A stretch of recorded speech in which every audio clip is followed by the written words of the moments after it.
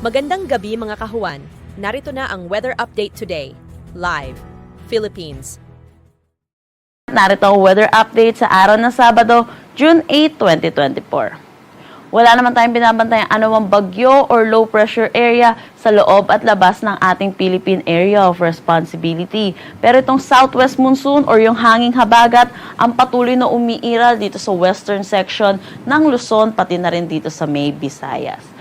Dahil dito, asahan natin makakaranas ng maulap na papawirin na may mga kalat-kalat na pag-ulan dito sa may Batanes at Babuyan Islands, Ilocos Region, kasama na dito sa may Palawan at Occidental Mindoro.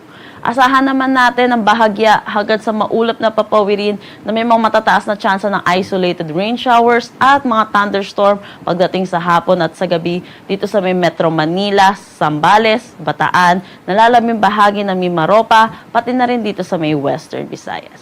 Para naman sa nalalaming bahagi ng ating bansa, lalo na dito sa eastern section, patuloy tayong makakaranas ng mainit at maalinsangan na tanghali hanggang hapon na may mga tsansa ng mga localized thunderstorm pagdating sa hapon at sa gabi.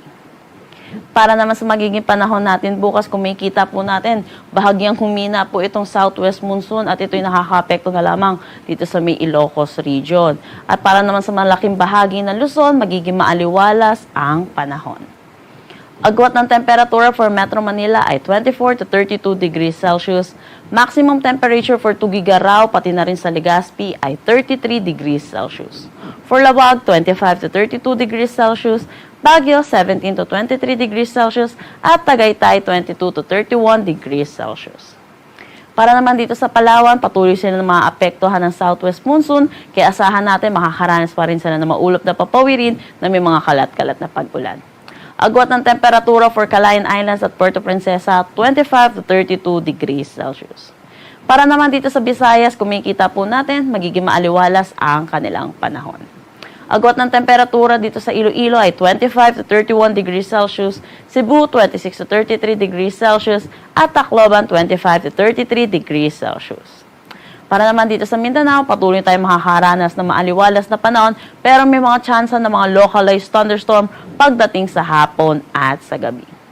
Agwat ng temperatura for Zamboanga ay 24 to 32 degrees Celsius at sa Cagayan de Oro, asahan natin 25 to 33 degrees Celsius.